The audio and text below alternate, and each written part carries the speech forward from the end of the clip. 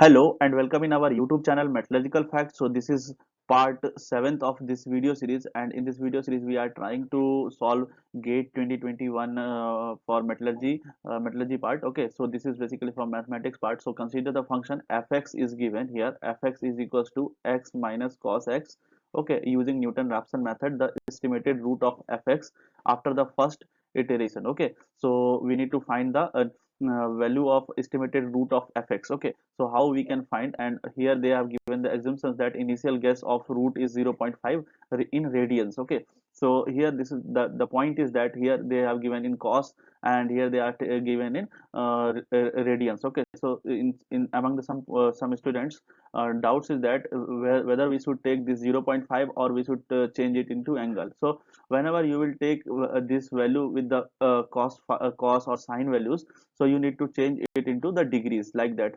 57.3, so that will be equals to 28 point something. Okay, so this will be in degrees. Okay, so what is the Newton's Raphson rule? That is xn plus 1 is equals to xn minus fx by f prime x. Okay, so this is basically the derivation part of this function, and this is the function, this is action, that is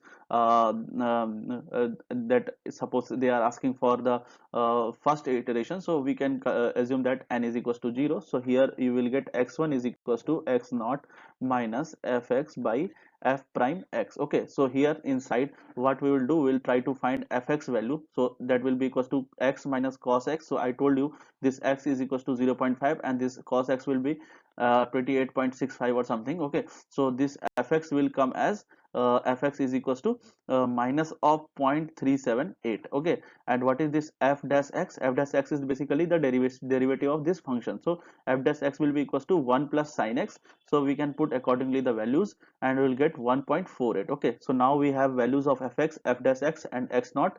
Why x naught? Where this x naught is here? Because they are saying that initial guess root is 0.5. So x naught is equals to 0.5. So here x1 is equals to 0.5 minus.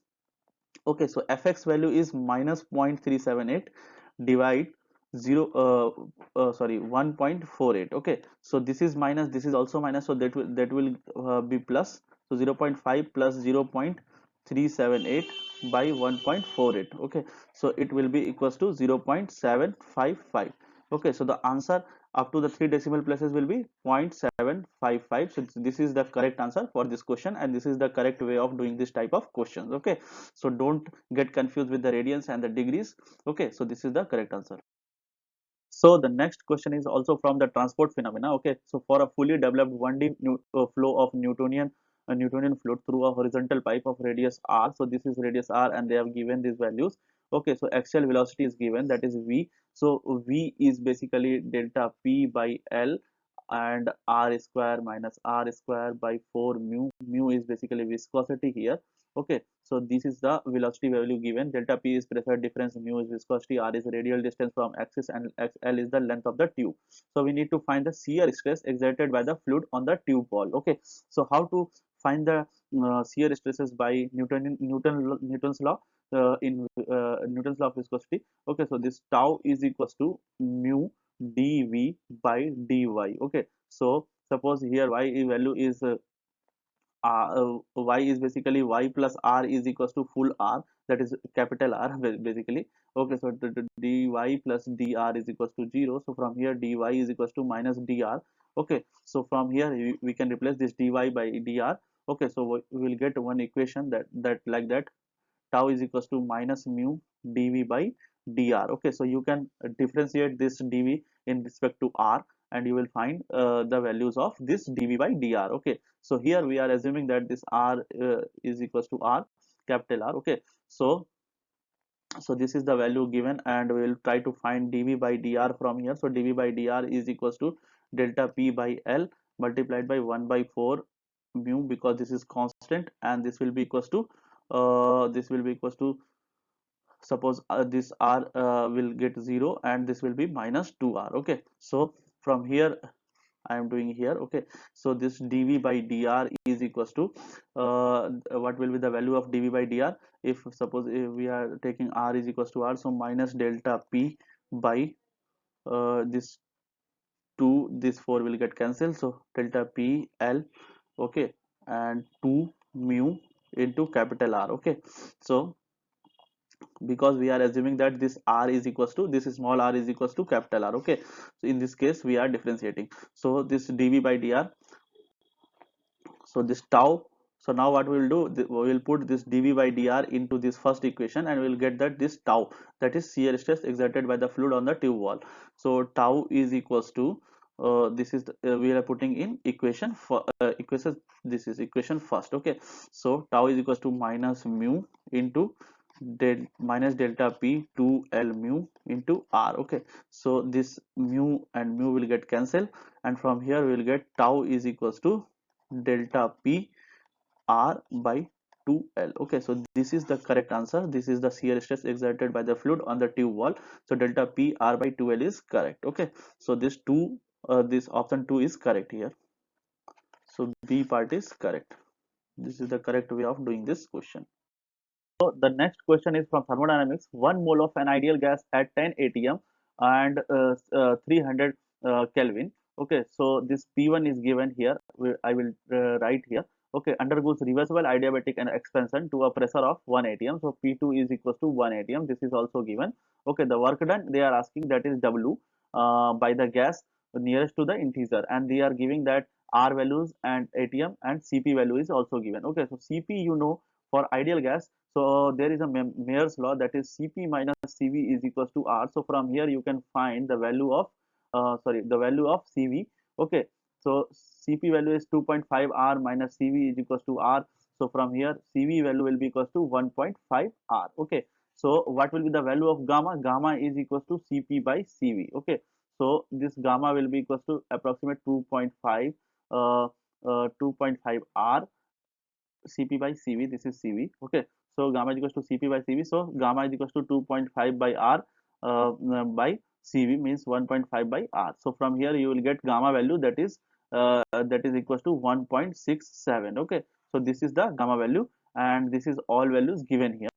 We will use some basic formula which is utilized for solving thermodynamics questions, like P1 V1 the power gamma is equals to P2 V to the power gamma. Okay, so from here we will get P1 P1 by P2 is equals to V2 by V1 gamma. Okay, so P1 and P2 we know, that is 10 by 1, and V2 by V1, that is 1.67. So from here we will get this V2 by V1 as this V2 by V1 is equals to 3.57. Okay, so you can do easily this question by taking the ln. So V2 by V1 you will get 3.57, and after that you can relate this by temperature, that is T1 by T2 is equals to V2 by V1 directly, so gamma minus 1. Okay, so this is basic relation in adiabatic expansion. Okay, so T1 by T2 is equals to 2.48 you will get, because you know the gamma value and you know the V2 by V1 also. Okay, so from here you will get T1 and T2. So so from here you will get this T2 value also, because you know the value of T1. T1 is 300 Kelvin and T2 is T2 will be equals to 120 Kelvin. Okay, so this is the easiest way of doing this type of questions. So now you know the values, all values. Now what is the value of work uh, in adiabatic system? So W is equals to R. Okay, nr basically, but n is here 1, so nr is equals to T1 minus T2 by gamma minus 1. Okay, so W is equals to R value is 8.314, T1 is 300 Kelvin, T2 is 120. Okay, minus upon 1.67 minus 1. Okay, so from here W will be equals to 2 that will be equals to 2 2233 joules. Okay, so this is the correct answer, and this the range is going to be higher for this question, like they will give 2 to 100 to 2 to 50 or something 60 up to 60. Okay, so don't worry about these things, because sometimes we can take these gamma values in more specific way, up to 3 or 4 decimals. So that's why in that case you may get between these values. Okay, so actual answer is 2 to 33 joules. Okay, but this will fall in some range. Okay, so don't worry, try to do this question in that way. Okay, so this is the correct way of doing this question. These are the basic formulas, and you should remember this Mayer's law, because this is also very important for finding the CV value.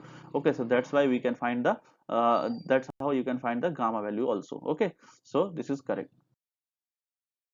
So the next question is, consider homogeneous nucleation of a spherical particle in a liquid for a given undercooling. If surface energy of nucleus increases by 20%, the corresponding increase in percent in the critical radius of the nucleus. Okay, so what is the nucleus critical radius for the spherical solid? That is r stick is equals to minus 2 sigma by delta GV. So here you can find that this r stick is directly proportional to sigma, means whatever will increase in sigma, that will also increase in r side. Okay, with the same quantity. Okay, so they are saying that r1 by r2 is equals to sigma 1 by 2 sigma, okay, 2 sigma 1, you can say. So what will be the value of r2? R2 will be equals to 20 r1. Okay, so this that will also increase by 20%. Okay, so you can say the answer is 20% from here. Okay, so this 20% is correct answer, and this is the formula which is applicable. This is the rule. This is one of the way of solving this type of question, that is easiest way.